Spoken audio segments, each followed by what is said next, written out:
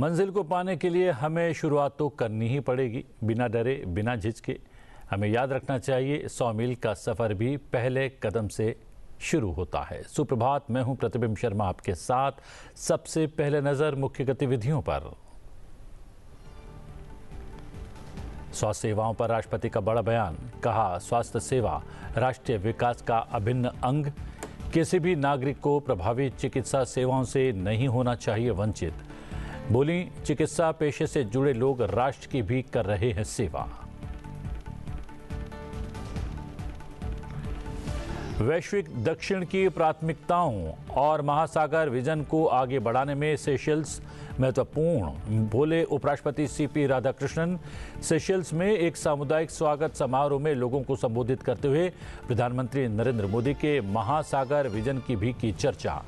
Seychelles के नवनिर्वाचित राष्ट्रपति पैट्रिक हरमिनी के शपथ ग्रहण समारोह में भारत का किया प्रतिनिधित्व।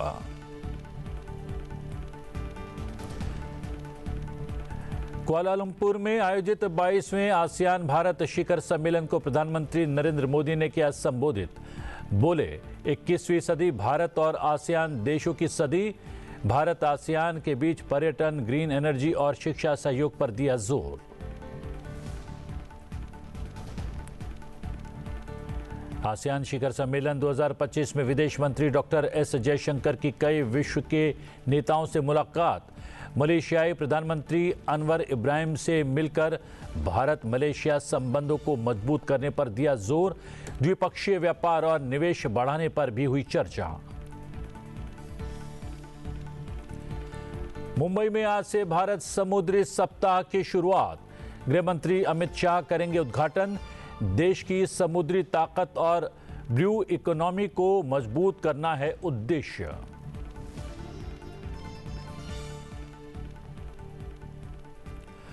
राष्ट्रपति द्रौपदी मुर्मू ने रविवार को कहा कि स्वास्थ्य सेवा राष्ट्रीय विकास का अभिन्न अंग है और किसी भी नागरिक को प्रभावी चिकित्सा सेवाओं से वंचित नहीं होना चाहिए। जी हां, दिल्ली राजधानी से सटे गाजियाबाद के इंदिरापुरम में एक निजी अस्पताल का उद्घाटन करने के बाद उपस्थित जनसमूह को संबोधित करते हुए राष्ट्रपति ने कहा कि स्वास्थ्य सेवा राष्ट्रीय विकास का अभिन्न अंग है और किसी भी नागरिक को प्रभावी चिकित्सा सेवाओं से वंचित नहीं होना चाहिए। राष्ट्रपति ने यह भी कहा कि स्वास्थ्य सेवा के क्षेत्र में सेवा देकर चिकित्सा पेशे से जुड़े लोग राष्ट्र की भी सेवा कर रहे हैं। राष्ट्र निर्माण का अभिन्न अंग है। बीमारियों से लोगों का बचाव करना तथा उनके स्वास्थ्य के स्तर को बेहतर बनाना सरकार की प्राथमिकता है। इसके लिए पूरे देश में स्वास्थ्य और चिकित्सा से जुड़े इंफ्रास्ट्रक्चर, संस्थानों तथा सेवाओं का निरंतर विस्तार किया जा रहा है। स्वास्थ्य सेवा के क्षेत्र में किए जा रहे ऐसे सभी प्रयास स्वस्थ भारत और विकसित भारत के निर्माण में निर्णायक योगदान देंगे। इस प्रयास में सरकार के साथ साथ अन्य सभी हितधारकों को भी महत्वपूर्ण भूमिका रहना चाहिए। स्वास्थ्य सेवाओं के प्रसार के लिए सभी हितधारकों का ये दायित्व बनना है।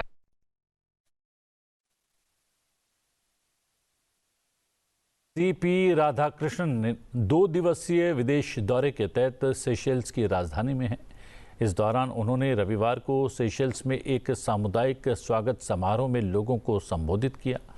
साथ ही नवनिर्वाचित राष्ट्रपति पैट्रिक हरमिनी के शपथ ग्रहण समारोह में भारत का प्रतिनिधित्व भी किया। सेशल्स में प्रवासी भारतीयों को संबोधित करते हुए उपराष्ट्रपति सीपी राधाकृष्णन ने कहा कि प्रधानमंत्री नरेंद्र मोदी जी का महासागर का विजन सभी क्षेत्रों में सुरक्षा और विकास के लिए पारस्परिक और समग्र उन्नति, एक स्वतंत्र, खुले और सुरक्षित हिंद महासागर के प्रति हमारी साझा प्रतिबद्धताओं को दर्शाता है।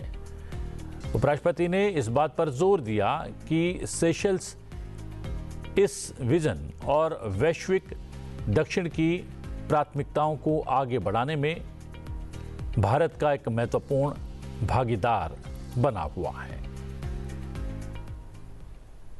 To foster the greater business and tourism engagements in all these areas, there remains the vast potential for our countries to collaborate, further strengthening and deepening our bilateral relations while promoting the security, well-being and the prosperity of our people. India remains committed to supporting the development aspirations of Seychelles in alignment with the priorities of the government and the people of Seychelles. Today, under PM Modi's vision and leadership, India is on the path to become Viksit, that is a developed country by 2047. In an uncertain global environment, we continue to grow fast, and India has emerged as the fourth largest economy in the world. From nowhere, we have become fifth and now fourth, and we are marching towards the third. India's digital public infrastructure has changed the way the government interacts with its citizens and the citizens and business transactions with each other. 50% of the world's digital financial transactions take place in India through UPI. On the multilateral front, India's presidency of the G20 summit in 2023 helped build consensus on key global priorities, including green development and digital governance, while placing special emphasis on the needs and aspirations of the global South. India's trade with Africa has surpassed $100 billion and is expected to grow further in the coming years. इस अवसर पर उपराष्ट्रपति CP Radhakrishnan ने कहा कि भारत का प्रतिनिधित्व करते हुए नए राष्ट्रपति और सरकार के शपथ ग्रहण समारोह में सेशेल्स में उनकी उपस्थिति सेशेल्स के लोगों के प्रति भारत के दृढ़ समर्थन को रेखांकित करती है, जो दोनों देशों के बीच स्थायी साझेदारी की पुष्टि भी करता है। उपराष्ट्रपति ने भारत और सेशेल्स के बीच दीर्घकालिक संबंधों पर प्रकाश डाला। उन्होंने रिश्तों को और मजबूत बनाने में प्रवासी भारतीयों की भूमिका की सराहना की। Yes, the largest democracy in the world, we India and the mother of democracy is proud to be a part of this democratic celebration. The bonds between India and Seychelles are historic. The first migration and settlement to Seychelles in 1770, 5 Indians also participated in that. In the very first migration to this island, Indians are a part of it. That is the history.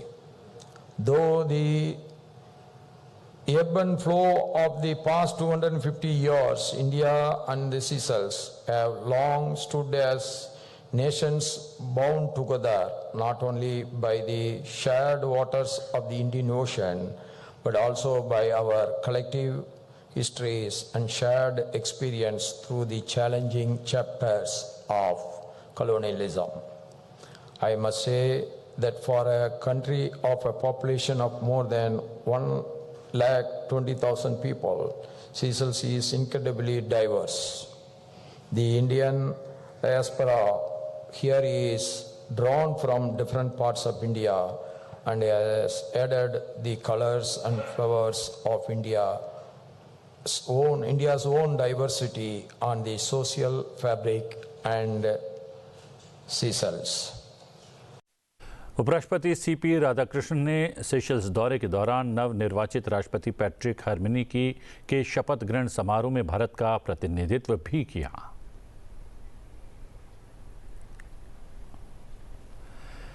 जी हाँ, आज से थोड़ा सा परिवर्तन है सुप्रभात में। आज से हम न केवल खबरें दिखाएंगे बल्कि जो हमारी सुर्खियां होती हैं उस पर हम विशेषज्ञों की राय भी लेंगे, उनकी समीक्षा भी समाहित करेंगे। आज हमारे साथ वरिष्ठ पत्रकार रोशन लाल गौड़ जुड़े हुए हैं वर्चुअली। रोशन जी, आपका बहुत बहुत स्वागत है।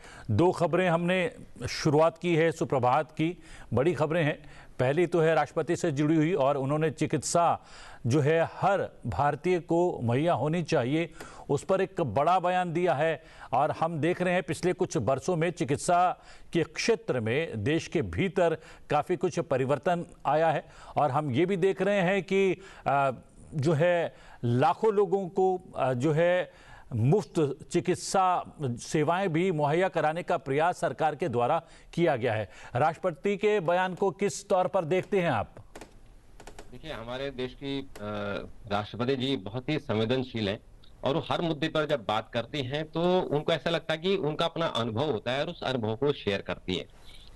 कल भी जब वो एक निजी अस्पताल का एक बड़ा कैंपस का उन्होंने उद्घाटन किया तो उन्होंने वही बात कही कि हर भारतीय को चिकित्सा सुविधा उपलब्ध होनी चाहिए, मिलनी चाहिए। क्योंकि कभी कभी ऐसी खबरें आती हैं कि ऐसा लगता है कि चिकित्सा न मिलने के कारण दिक्कतें हो गई हैं या जो लोग हैं उनको सही से इलाज नहीं मिल पा रहा है और आती। लेकिन हमने पिछले अगर हम 10 साल की बात कर लें तो जो योजनाएं शुरू हुई हैं, चाहे वो राष्ट्रीय स्वास्थ्य मिशन हो और आयुष्मान भारत हो, तो उसमें जो कम से कम गरीब तबका है उनको 5 लाख रुपए का फ्री इलाज मिला है। और उसके अलावा जो नए हॉस्पिटल खुले हैं लगातार, चाहे सरकारी अस्पतालों की उनका विस्तार करना हो, चाहे मेडिकल कॉलेज बनाने हो और चाहे प्राइवेट जो हॉस्पिटल है उनका विस्तार किया गया है। तो कुल मिलाकर हमारे देश में जो डॉक्टरों की कमी थी, हॉस्पिटलों की कमी थी, उसको पूरा करने की कोशिश की जा रही है और राष्ट्रपति जी ने उस पर फोकस किया। और प्रधानमंत्री जी भी इस पर बार बार बात करते हैं कि हर व्यक्ति को स्वास्थ्य सुविधा मिले। ये स्वास्थ्य सुविधा मिलना उसका मौलिक अधिकार है। कोई व्यक्ति ऐसा ना रहे कि जो बिना इलाज के ही उसको इलाज न मिले और वो बिना इलाज के ही उसका वंचित रह जाए। तो मुझे लगता है कि राष्ट्रपति जी ने जो संवेदना व्यक्त की है और जो उन्होंने बात की है उस पर तुरंत एक्शन होता है।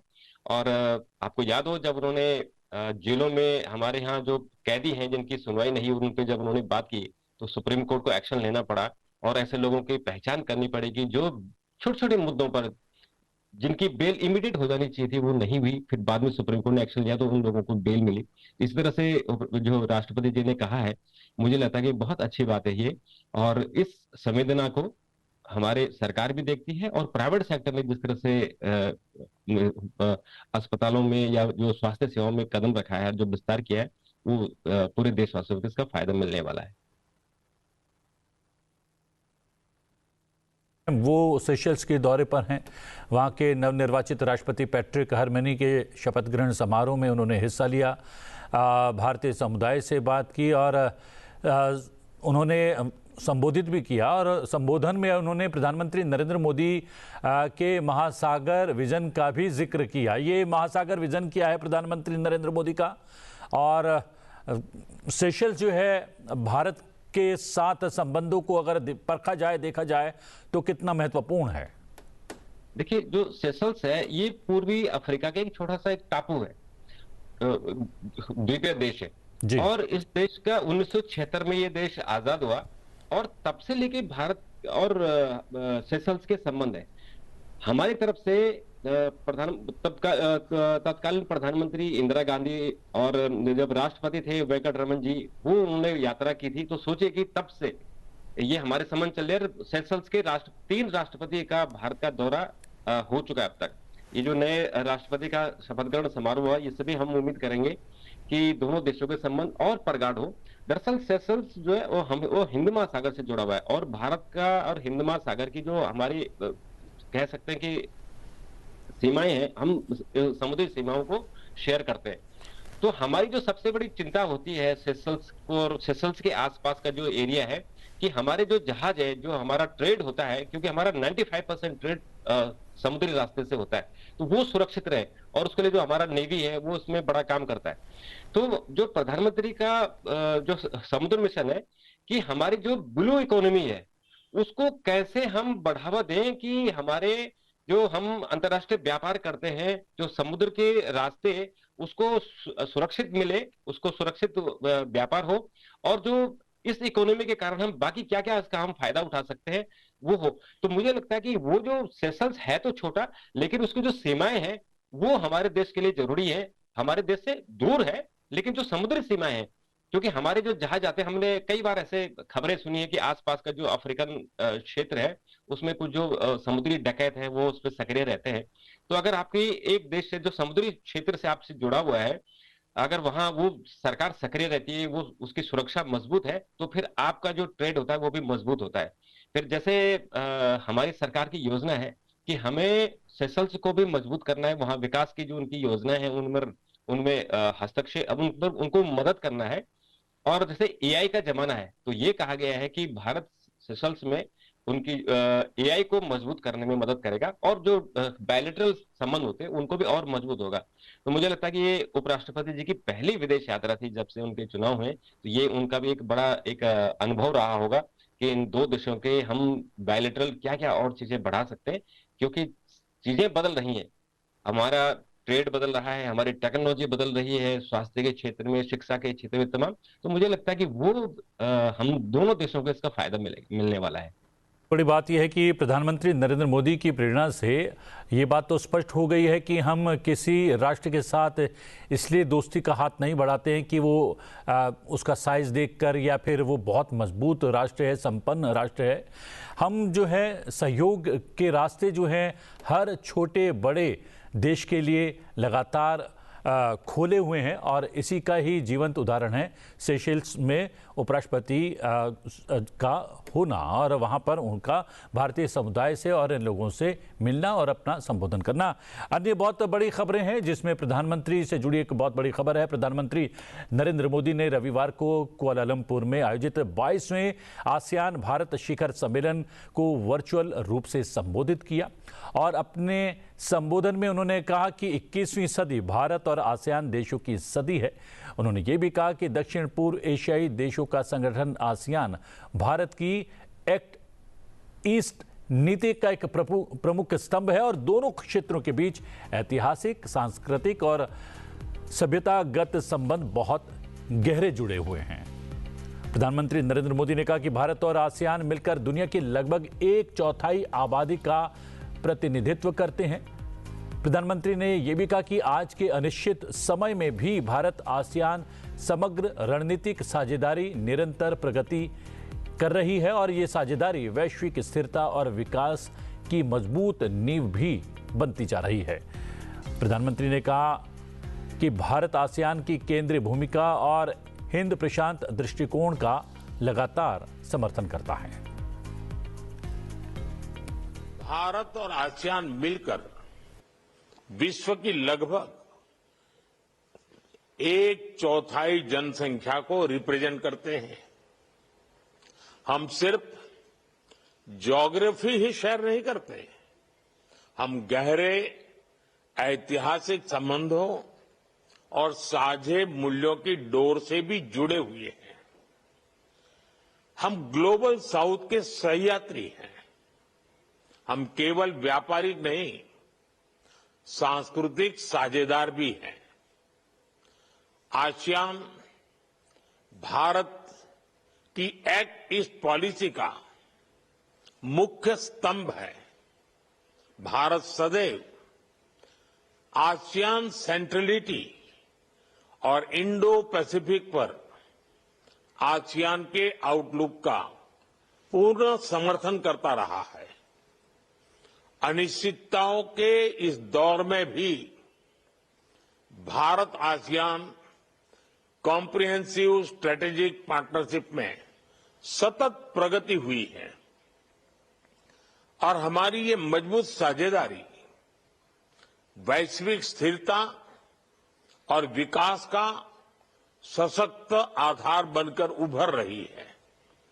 फ्रेंड्स, इस वर्ष की आसियान समिट की थीम है इंक्लूसिविटी एंड सस्टेनेबिलिटी, और ये थीम हमारे साझा प्रयासों में स्पष्ट दिखती है। चाहे वो डिजिटल इंक्लूजन हो या फिर मौजूदा वैश्विक चुनौतियों के बीच फूड सिक्योरिटी और रिजिलियंट सप्लाई चेन सुनिश्चित करना। भारत इन प्राथमिकताओं का पूर्ण समर्थन करता है और इस दिशा में साथ आगे बढ़ने के लिए प्रतिबद्ध है। प्रधानमंत्री नरेंद्र मोदी ने स्पष्ट किया कि आसियान केवल हमारी विदेश नीति का हिस्सा नहीं है, बल्कि ये भारत की एक्ट ईस्ट विजन की आधारशिला है।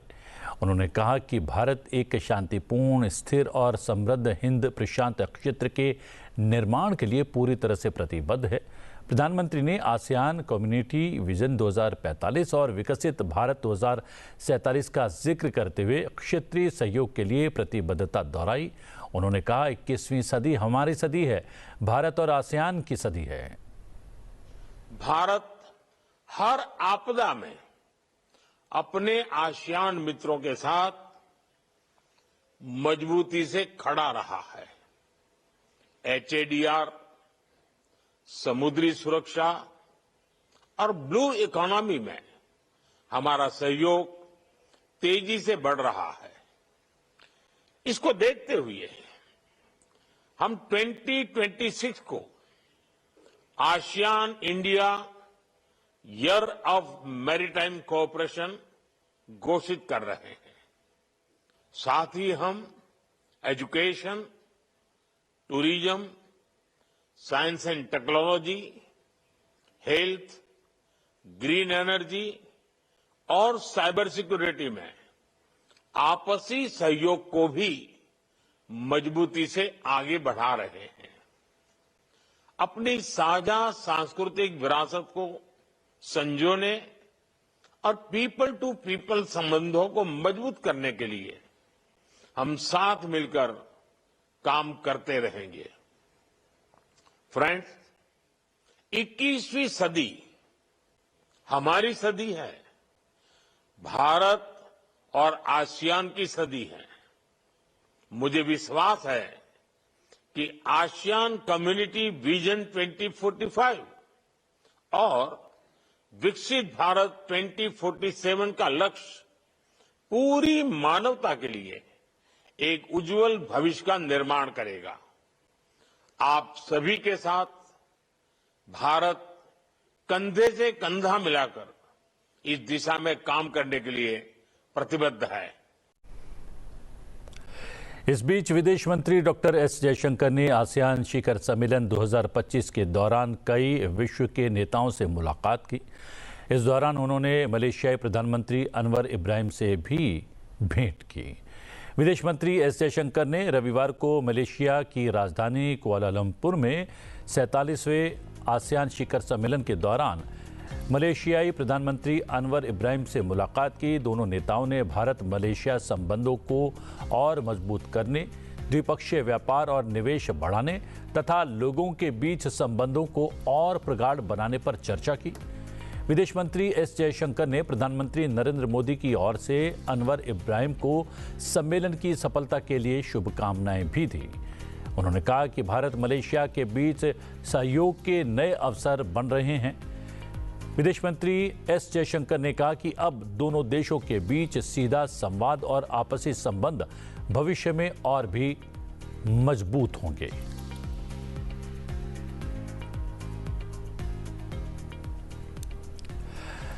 रोशन जी, भारत और आसियान देशों के संबंधों को लिखित किया प्रधानमंत्री नरेंद्र मोदी ने। इस बीच विदेश मंत्री ने मलेशिया में की राजधानी कुआलालंपुर में 47वें आसियान शिखर सम्मेलन में हिस्सा लिया। मलेशिया के प्रधानमंत्री से मुलाकात की और थोड़े खट्टे मीठे रहे हैं भारत और मलेशिया के संबंध। अब थोड़ा सा मुझे लग रहा है थोड़ा सा पटरी पर लौटे हैं। लेकिन प्रधानमंत्री ने एक बड़ी बात की है कि एक्ट ईस्ट नीति का आधार है आसियान देश। आसियान देशों के साथ पिछले कुछ वर्षों में संबंधों में कितना बदलाव आया है, कितना सुधार आया है और एक्ट ईस्ट नीति के तहत भारत जो है सड़क मार्ग के द्वारा आसियान देशों से जुड़ने का प्रयास भी कर रहा था। उस प्रयास में हम कहां तक पहुंच पाए हैं, क्या प्रकाश डाल पाएंगे आप? जी देखिए, सबसे पहले तो जो प्रधानमंत्री ने कहा कि ये जो 2026 का साल होगा वो ASEAN India year of the maritime होगा, ये बड़ी बात है अपने आप में, क्योंकि ये जो आसियान है वो बेसिकली वो हिंद महासागर का क्षेत्र है, उसमें जुड़े हुए 10 देश हैं और इसमें इस बार 11वां देश भी पूरी तिमोर इसमें शामिल हो गया है। तो आपको जो भी समुद्री रास्ते से व्यापार करना है वो इन देशों से ज्यादा करना है, क्योंकि ये आपके सबसे नजदीक है। और इन देशों से जितने आपके प्रगाढ़ संबंध होंगे, आपके जो समुद्री ट्रेड होगा वो ज्यादा बढ़ेगा। हालांकि अगर हमने पिछले कुछ वर्षों से देखें तो हमारा ट्रेड जो आसियान देशों से कम है, यानी हमें घाटा है। हम करीबन 84 मिलियन डॉलर का हम लोग इसमें आयात करते हैं, लेकिन निर्यात हम कम करते हैं, करीबन 38 मिलियन डॉलर का करते हैं। तो व्यापार घाटा है, लेकिन इन देशों से हमारे संबंध बढ़ाना जरूरी है। इसलिए जरूरी है कि इनसे हमारे एक तो सांस्कृतिक संबंध है, फिर जितना इनसे प्रगाढ़ संबंध हो गए, इसलिए हमारे जो उत्तर में हमने देखा कि जो चाइना से हमारे थोड़ा सा संबंध है, हमारे पश्चिम में हमने देखा कि पाकिस्तान से जो हमारे संबंध है, तो इसलिए हमारे पास जो रास्ता बचता है कि अपने पूर्वी देशों को कितना हम इनसे प्रगाढ़ता बढ़ा सकते हैं, दोस्ती बढ़ा सकते हैं, तो जो इन बाकी देशों का जो प्रेशर रहता है वो हमारा कम होगा। और इसमें जो एक और अच्छी बात हुई है इस सम्मेलन में कि अमेरिका ने अपना रुख इसमें स्पष्ट कर दिया है कि आपकी पाकिस्तान से अमेरिका का संबंध होगा वो भारत की सुरक्षा से समझौता करके नहीं होगा। ये अमेरिका के जो विदेश मंत्री ने उन्होंने कहा, तो ये उन्होंने स्पष्ट लाइन ली। और एक लाइन उन्होंने और ली कि जो तेल खरीद को लेकर विवाद चल रहा है, जो अमेरिका बार बार प्रेशर डाल रहा है कि अब रूस से तेल मत खरीदिए, वो भी उन्होंने कहा कि इस पर भी हम कुछ नहीं कहने वाले। तो ये सम्मेलन मुझे लगता है कि भारत के और जो हमारे पूर्वी देश हैं, जो आसियान कंट्री हैं, उनसे जो हमारे संबंध है, आज से नहीं, जब से आसियान का गठन हुआ है तब से है।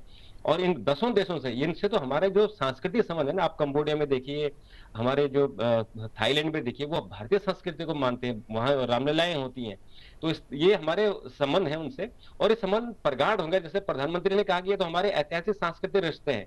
और हमारा जो ब्लू इकोनॉमी की उन्होंने यहाँ भी बात कही है, तो हमारी तो जितना हमारा ट्रेड है, जो कि हम हिंद महासागर हमारे दोनों तरफ है, और इसलिए हमको इन देशों से संबंध बनाने हैं, अच्छे संबंध, यानी जो हमारे अभी तक प्रगाढ़ संबंध है उनको और आगे कैसे बढ़ाया जाए उस संबंध है। और हमारे प्रधानमंत्री ने जो एक्ट ईस्ट की पॉलिसी की है उसके तहत लगातार आगे बढ़ रहा है, हमारा व्यापार बढ़ रहा है। जो आपने सड़क निर्माण की बात की, उसमें प्रोग्रेस है।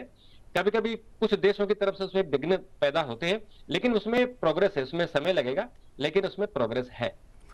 जी हाँ, ब्लू इकोनॉमी पर बहुत ज़्यादा इस सरकार का, मोदी सरकार का बहुत ज़्यादा जोर है। चाहे विश्व के अलग अलग समुद्र से जुड़े हुए देश हों या फिर जो है आंतरिक जो हमारे राज्य हैं, वो भी, उस पर भी जो है एक बहुत बड़ा कार्यक्रम आज शुरू होने वाला है। उसकी चर्चा हम बाद में करेंगे। इसका उद्घाटन गृह मंत्री अमित शाह आज मुंबई में करने वाले हैं, इसकी भी चर्चा करेंगे। लेकिन उससे पहले हम विदेश मंत्री एस जयशंकर की बात कर लेते हैं, जिन्होंने प्रधानमंत्री अनवर इब्राहिम से मुलाकात की और प्रधानमंत्री का संदेश भी उनको दिया।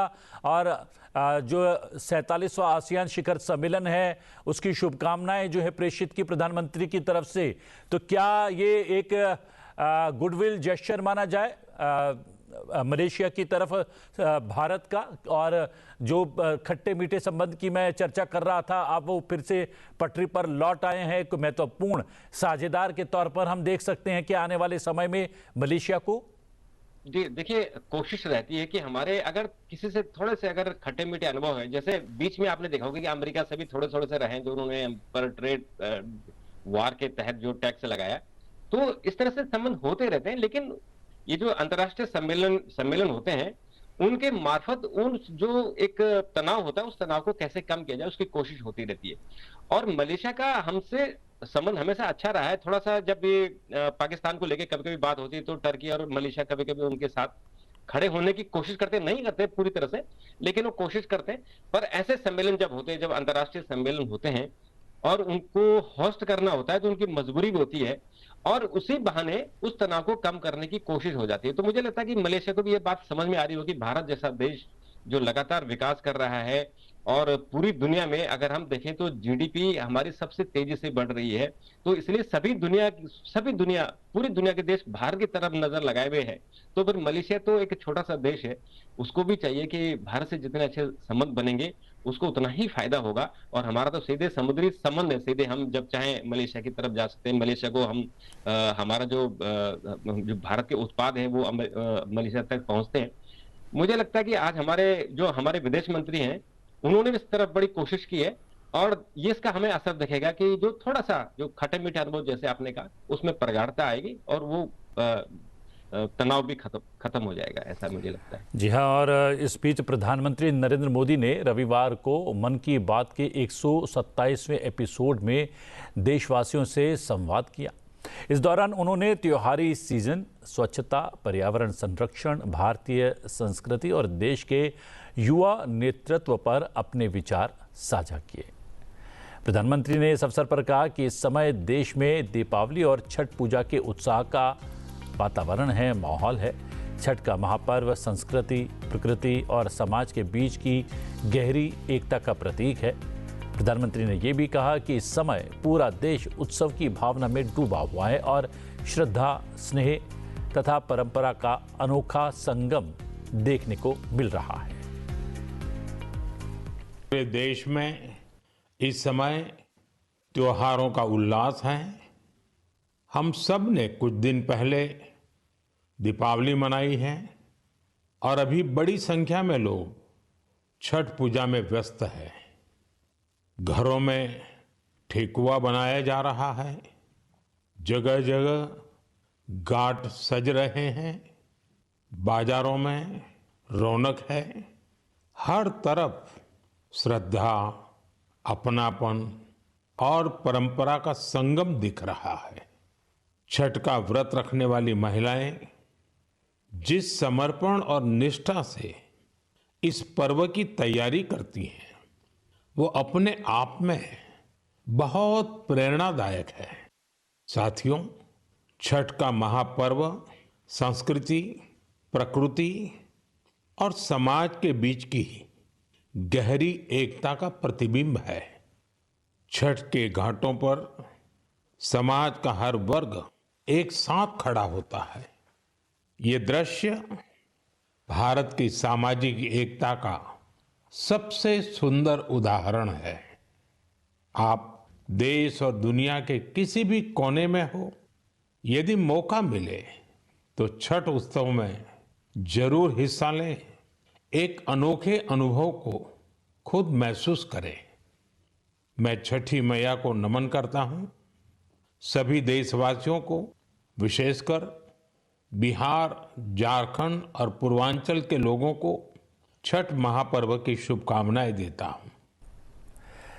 इस अवसर पर प्रधानमंत्री ने भारत के राष्ट्रीय गीत वंदे मातरम की भी चर्चा की। उन्होंने कहा कि ये देशभक्ति शब्दों से परे एक भावना है।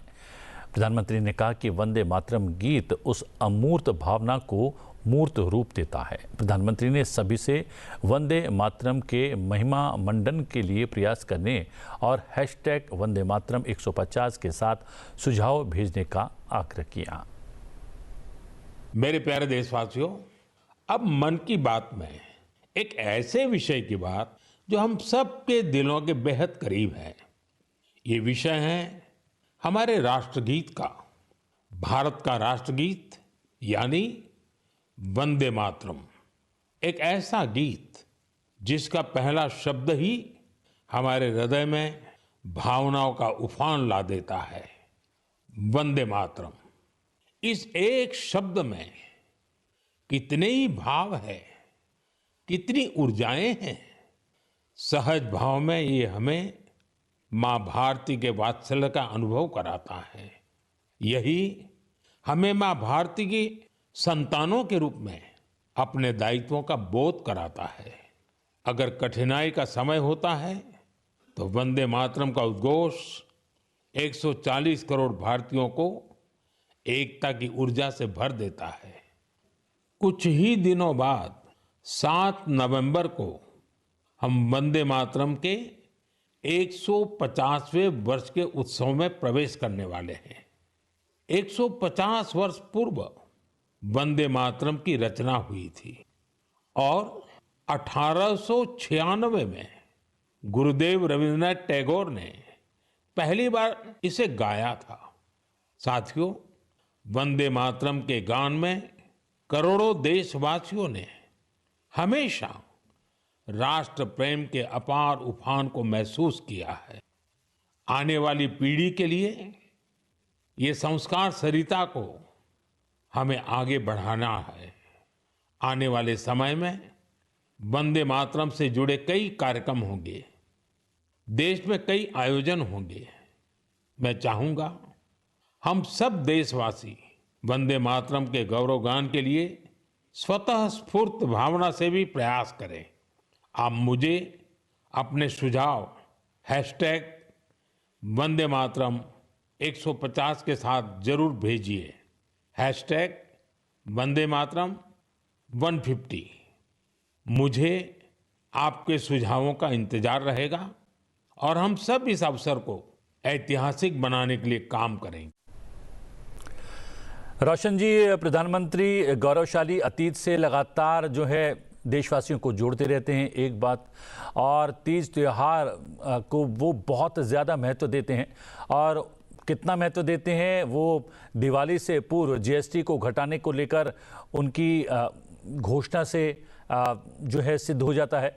और देशवासियों से स्वदेशी दिवाली मनाने की उन्होंने अपील की थी, उससे हो जाता है। ये जीएसटी को घटाना और स्वदेशी दिवाली मनाने की जो अपील की थी, कितनी कारगर सिद्ध रही है?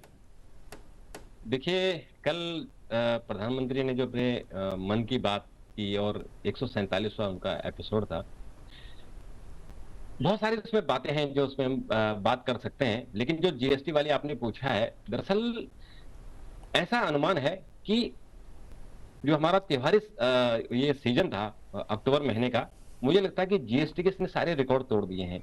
और अभी आंकड़े जब 1 नवंबर को हमारे पास जीएसटी के आंकड़े आएंगे तो आपको इसका एहसास होगा, क्योंकि हमने जहां जहां जिन जिन लोगों से बात की, चाहे इनकी जो ट्रेड एसोसिएशन है या जो और इंडस्ट्री के लोग हैं, उन सब ने बताया है कि लोगों ने जमकर खरीदारी की है। एक अनुमान है कि 6 लाख करोड़ केवल दिवाली से एक दिन पहले की खरीदारी हुई है, 6 लाख करोड़।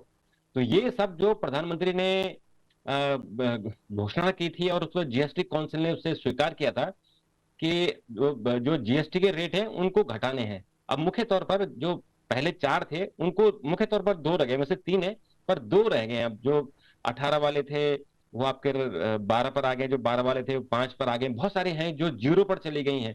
तो उसके कारण लोगों ने खूब खरीदारी की और जीएसटी उत्सव मनाया। और उन्होंने एक बात और कही थी कि दिवाली में स्वदेशी होना चाहिए, यानी जो हमारे सामान है उनको आप स्वदेशी के सामान लो, तो उससे हमारी जो स्वदेशी इकोनॉमी है, अर्थव्यवस्था हमारी, वो तेजी से बढ़ेगी। तो आप देख लीजिएगा कि जब ये 1 तारीख को आंकड़े आएंगे तो आपको एक एहसास होगा कि कितना ज्यादा इसमें हमारी भारतीय इकोनॉमी को कितना बूस्ट मिला है। केवल एक दिन का मैं आपको आंकड़ा बताया कि 6 लाख करोड़ की खरीदारी हुई, तो उसका आप जीएसटी आप लगा लीजिए, किसी पर 5% होगा, किसी पे 12 होगा, कुछ पर 18 भी है। पर मुख्य तौर पर जो रेट 28% था वो अब घट के ऑलमोस्ट 5 या 12 पर आ गया है। तो एक तो ये रहा। दूसरी जो उन्होंने बात की, बंकिम चटर्जी का जो वंदे मातरम गीत है, 1882 में उन्होंने लिखा था आनंद मठ के लिए, और वो हमारी आजादी का कितना बड़ा आंदोलन का जो सहारा बना। वंदे मातरम हमारे जितने स्वतंत्रता संग्राम के हमारे सेनानी थे उनके जबान पर यही गीत ही चलता था। तो उसकी 150वीं जयंती मनाई जा रही है और पूरे देश भर में उस गीत को लेकर अनेक कार्यक्रम होंगे। तो ये भी एक बहुत अच्छा अपनी संस्कृति, अपने जड़ों से जुड़ने का, तो ये भी सरकार का बहुत बड़ा मुझे लगता है कि कदम है कि जो गीत हमारे आजादी की लड़ाई में बहुत बड़ा एक साधन बना, उसकी हम 150वीं वर्षगांठ मना रहे हैं। दूसरी जो उन्होंने बात कही अपने मन की बात में, बहुत महत्वपूर्ण बात थी कि नक्सल प्रभावित इलाकों में दीप जले। दरअसल आपको याद होगा कि हमारे देश में करीबन जो नक्सली क्षेत्र है, नक्सल प्रभावित जिले हैं, उनकी संख्या बढ़कर 114 हो गई थी और अब उनकी संख्या ड्रास्टिकली घटी है। और अभी सरकार घोषणा करने वाली, मुझे लगता है कि 14-15 के आसपास रह गई है, 114 से 100 कम हुए हैं। और गृह मंत्री ने जैसे कहा है कि हम मार्च 2026 तक इस देश से नक्सल खत्म हो जाएगा, और या तो नक्सलियों का एनकाउंटर हो रहा है और या वो सरेंडर कर रहे हैं, लगातार कर रहे हैं। अभी पिछले हफ्ते आपने देखा होगा कि जो उनके बहुत बड़े उनके सरगना थे, उनके जो कमांडर होते हैं, उन्होंने सरेंडर किया है। और नक्सली जो घटना है उनमें बहुत कमी आई है। तो वहां दीपक जले, ये बहुत बड़ी बात है। अदरवाइज जो नक्सली थे वो लोगों को पार्टिसिपेट नहीं करने देते थे। और एक जमाने में था कि जो नक्सल मूवमेंट था वो लोगों के, जो आदिवासी लोग हैं उनके हित में होता था कि उनकी जमीन, उनकी जंगल न जाए। लेकिन ये भी एक्सटॉर्शन में बदल गया, तो इसलिए इसको खत्म करना जरूरी था। लगातार वो हिंसा कर रहे थे, तो ये उन्होंने बात करके जो गृह मंत्री का एक विजन है उसको उन्होंने आगे बढ़ाया। जी रोशन जी, एक बात, आपने दीपक जलने की बात की है और नक्सल प्रभावित क्षेत्रों में दिवाली के दीपक जो है प्रज्वलित किए गए उसका जिक्र किया है, तो जिक्र कर लेते हैं कश्मीर का भी, जहां की राजधानी श्रीनगर में भी दीपावली जो है अब उतने ही उत्साह और उमंग के साथ और श्रद्धा के साथ मनाई जा रही है। और इस बार भी जो है लाल चौक पर वहां पर दीपावली के दीप प्रज्वलित हुए और बड़ी संख्या में वहां पर आम लोग जो है सम्मिलित हुए इस कार्यक्रम में।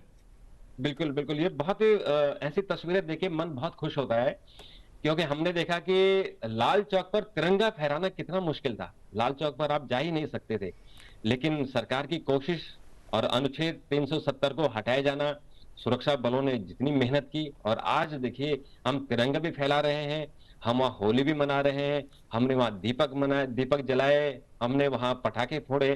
तो मुझे लगता है कि ये जो कश्मीर 370 के कारण भारत से अलग था, स्पेशल स्टेटस था, वो भारत का हिस्सा होते भी नहीं था।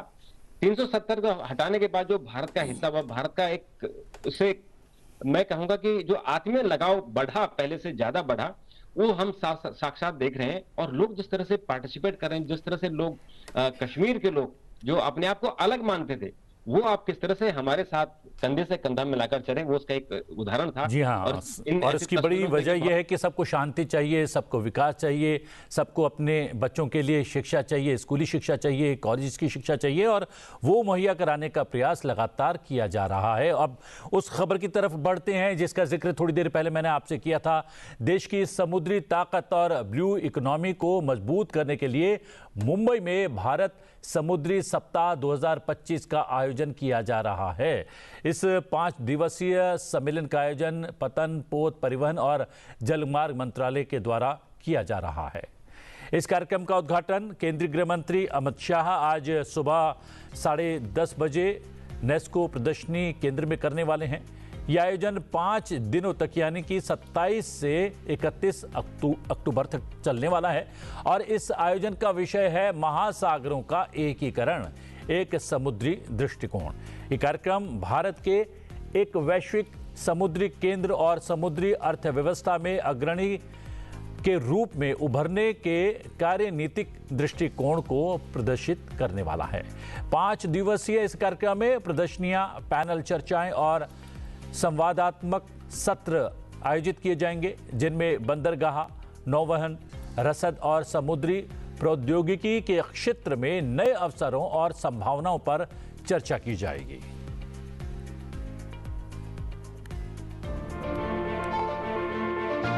From the ancient seafarers of Lothal to today's global shipping powerhouse, India's maritime story is one of vision, resilience, and opportunity. India Maritime Week 2025 is where this legacy meets the future. Leaders, innovators, and policymakers from across the world will gather to deliberate on the next era of shipping, digitalization, sustainability, and global trade partnerships. It's the hub where ideas turn into action, and action drives transformation. Join us in Mumbai from 27th to 31st October for 5 days of collaboration, innovation, and leadership. India Maritime Week 2025. Uniting oceans, one maritime vision. रोशन जी, मैंने थोड़ी देर पहले इस बात का जिक्र किया था जब आसियान क्षेत्रों से जुड़ी हुई खबर हम दिखा रहे थे, और आपने कहा था कि समुद्र से जुड़े हुए तमाम देश हैं उनसे संबंध और भी प्रगाढ़ बनाने का प्रयास लगातार किया जा रहा है, रणनीतिक साझेदारी मजबूत की जा रही है। तब मैंने कहा था कि देश के भीतर भी जो है जो समुद्री राज्य हैं हमारे, कोस्टल एरियाज़ हैं, उनको और ज़्यादा मजबूत बनाने का प्रयास किया जा रहा है और नए नए बंदरगाह खोलने की कोशिश की जा रही है, जिसमें केरल में हाल ही में एक बंदरगाह खोला गया था। जो है अडानी को लेकर बड़ी बड़ी तमाम बातें की जाती है विरोधी पक्ष के द्वारा, लेकिन हमने देखा था कि उसमें उनकी बहुत भागीदारी रही, और उस बंदरगाह के उद्घाटन के अवसर पर प्रधानमंत्री अडानी और केरल के मुख्यमंत्री एक जो है प्लेटफॉर्म पर मौजूद थे। यानी कि सबको विकास चाहिए, सबको विकास के बयार में आनंद आता है, और कहीं ना कहीं समुद्री रूप से हम लगातार अपने आप को मजबूत करने का प्रयास कर रहे हैं। और ये आयोजन जो आज से शुरू हो रहा है, जिसका उद्घाटन गृह मंत्री अमित शाह करने वाले हैं मुंबई में, उसका भी यही एक प्रयास है। जी देखिए, जो हमारी ब्लू इकोनॉमी है, अभी देखिए कि हमारी जो जीडीपी है उसमें 4% हिस्सेदारी हमारी केवल ब्लू इकोनॉमी यानी समुद्री जो अर्थव्यवस्था है उसका कारण है। और हमारा जो 95% है व्यापार है वो समुद्र से होता है। अभी हम इसका अगर देखें कि जो सरकार ने टारगेट किया हुआ है कि 2032 तक हम $10 ट्रिलियन का जो अर्थव्यवस्था है इसका हमारे लक्ष्य रखा हुआ है कि हम ब्लू इकोनॉमी करेंगे, यानी समुद्री रास्ते से हम करेंगे। अब इसमें ब्लू इकोनॉमी में क्या क्या आता है, जो आपने अभी पोत की बात कही है, आपने समुद्री जो बंदरगाह हैं उनकी बात कही है, उसके अलावा हमारे पास समुद्री पर्यटन बहुत बड़ा क्षेत्र है। जो अपने राज्यों की बात की, जो हमारे तटीय राज्य हैं उनमें कितना बड़ा समुद्री पर्यटन हो रहा है, समुद्री कृषि है, मत्स्य पालन है, ये इतने बड़े क्षेत्र हैं कि आप जितना इसको बढ़ावा देंगे उसकी उतनी बड़ी आपकी इकोनॉमी आपकी बढ़ती जाएगी। और जो समुद्री सुरक्षा है वो तो उससे भी सर्वोपरि है। तो इस तरह से जो हमारा समुद्र केवल ऐसा नहीं है कि हम देख रहे हैं कि विशाल समुद्र है जिनका कोई था नहीं है, सीमाएं हम देखते हैं कि देख नहीं पाते हैं, वो कल उतना ही तक नहीं है, पूरी इकोनॉमी है। $10 ट्रिलियन हमारे केवल समुद्र के रास्ते से हम पैदा करेंगे। तो जो हमारी 5 दिनों तक इस पर मंथन होगा, यही होगा कि इसको हम कैसे बढ़ाएं। जो हमारे जीडीपी का 4% है उसको बढ़ाकर हम कैसे 5 करें, कैसे फिर उसको 6 करें, और 2032 तक इसको बढ़ा के हमको 5 से ऊपर ही ऊपर करना है। $10 ट्रिलियन हमें करना है। तो ये है तो एक मंत्रालय इसका कर रहा है, पोत मंत्रालय, लेकिन इसमें सभी शामिल हो रहे हैं, सबकी भागीदारी है कि कौन क्या कर सकता है। टूरिज्म वाले क्या कर सकते हैं, एग्रीकल्चर वाले क्या कर सकते हैं, दूसरे मंत्रालय क्या कर सकते हैं, राज्य क्या कर सकते हैं, जिन राज्यों से जुड़ी हुई सीमाएं हैं वो इसको कैसे और बढ़ा सकते हैं। और जो हमारे बंदरगाह हैं जिनकी अभी आपने बात की, वो तो जितना हमारे जो बंदरगाह है वो केवल हिंदुस्तान के लिए नहीं कि केवल हम ही वहीं से आयात निर्यात करते हैं, जो विदेशी हैं वो भी यहाँ हमारे बंदरगाहों का इस्तेमाल करते हैं, हमारे बंदरगाहों से वो ट्रेड करते हैं और ट्रेड का फायदा उठाते हैं, यानी हम उनको सर्विसेज भी देते हैं। तो कुल मिलाकर हमारी जो अर्थव्यवस्था बढ़ने वाली है, जैसे 2047 तक विकसित भारत हमको बनना है, उसमें हर क्षेत्र की हमें उसमें भागीदारी है, और समुद्री क्षेत्र की भागीदारी तो बहुत बड़ी इसमें होने वाली है। बताया जा रहा है कि जो है संवादात्मक सत्र आयोजित किए जाएंगे, चर्चाएं होंगी जिसमें बंदरगाह, नौवहन, रसद, समुद्री प्रौद्योगिकी, इन तमाम विषयों को समाहित किया जाएगा। ये कितनी बड़ी बात है? देखिए, जैसे मैंने कहा कि हमारे देश की जो इकोनॉमी है उसको बढ़ाना है। 4% अभी हमारे जीडीपी में समुद्री क्षेत्र का हिस्सा है, उसको बढ़ाकर 5-6% तक करना है। तो इसलिए जितने इसमें भागीदार हैं, जो भी इसमें सहयोगी हैं, वो इसमें जब भागीदार होंगे, इसमें चर्चा करेंगे, इसमें सम्मेलनों में हिस्सा लेंगे, तो अपने रोड मैप रखेंगे हम क्या कर सकते हैं, टूरिज्म वाले क्या कर सकते हैं, टेक्नोलॉजी वाले क्या कर सकते हैं, जो कृषि वाले हैं क्या कर सकते हैं, मत्स्य पालन को हम और कैसे बढ़ा सकते हैं। तो जितनी चर्चाएं होंगी उतने अच्छे परिणाम आएंगे, उतने अच्छे विचार आएंगे, और उन विचारों को फिर अमल में लाने के लिए फिर एक रोड मैप बनेगा। और जब 5वें दिन सम्मेलन का समापन होगा तो मुझे लगता है कि एक रोड मैप उस वक्त तैयार हो जाएगा कि हमें 2032 तक क्या क्या इस क्षेत्र में और आगे करना है। तो टारगेट 2032 का है कि हमें 10 ट्रिलियन डॉलर की इकोनॉमी करनी है।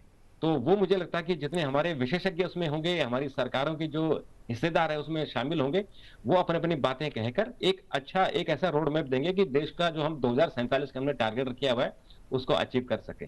जी हाँ रोशन जी, हमने सुप्रभात में जो है महत्वपूर्ण सुर्खियां दिखाई हैं, समाचार दिखाए हैं और उसकी आपने सांवेतिक जो है समीक्षा की है और जो है खोलकर बताया है इन सुर्खियों के क्या मायने हैं, क्या परिणाम है और क्या कुछ देश और दुनिया के भीतर हो रहा है और देश और दुनिया के भीतर किस प्रकार से भारत मजबूत हो रहा है। हमसे जुड़ने के लिए, समीक्षा करने के लिए बहुत बहुत धन्यवाद। धन्यवाद। और आपने इसका उद्घाटन सत्र मुझसे किया, इसके लिए भी आपका बहुत बहुत धन्यवाद। जी हाँ, आज कार्तिक मास के शुक्ल पक्ष की षष्ठी तिथि है, जिसे सनातन परंपरा में षष्ठ महापर्व के रूप में भी जाना जाता है। ये पर्व भगवान सूर्य और इस पावन तिथि की देवी षष्ठी यानी कि छठी मैया को समर्पित है। चलते चलते आपको छोड़े जाते हैं इससे जुड़ी कुछ जानकारियों के साथ। इन जानकारियों का आनंद लीजिए, मुझे दीजिए आज्ञा। बने रहिए संसद टीवी के साथ। नमस्कार। ये छठ जरूरी है क्योंकि ये न केवल उगते सूर्य को बल्कि डूबते सूर्य को भी नमन करना सिखाता है। बिहार का महापर्व कहा जाने वाला छठ महापर्व की महानता को शब्दों में बयां कर पाना काफी कठिन है। यह महापर्व ईश्वर की श्रद्धा के साथ साथ हमारी भावनाओं से भी जुड़ा है। कैसे मनाया जाता है ये महापर्व, आइए जानते हैं। मुख्य रूप से भगवान सूर्य की आराधना का ये महापर्व बिहार में मनाया जाने वाला एक प्रमुख त्योहार है, जो कार्तिक तथा चैत्र मास के शुक्ल पक्ष के षष्ठी तिथि को मनाया जाता है। 4 दिवसीय इस महापर्व में व्रती 36 घंटों का उपवास रखते हैं। इसकी शुरुआत नहाए खाए के दिन से होती है। इस दिन सेंधा नमक तथा घी के उपयोग से अरवा चावल, चने की दाल तथा कद्दू की सब्जी प्रसाद के रूप में बनाई जाती है। महापर्व के दूसरे दिन को खरना कहा जाता है। इस दिन व्रती दिन भर निर्जल उपवास कर रात में प्रसाद के रूप में रसिया अथवा गुड़ एवं चावल की खीर, चावल का पिट्ठा और रोटी का भोग लगाकर प्रसाद ग्रहण करते हैं।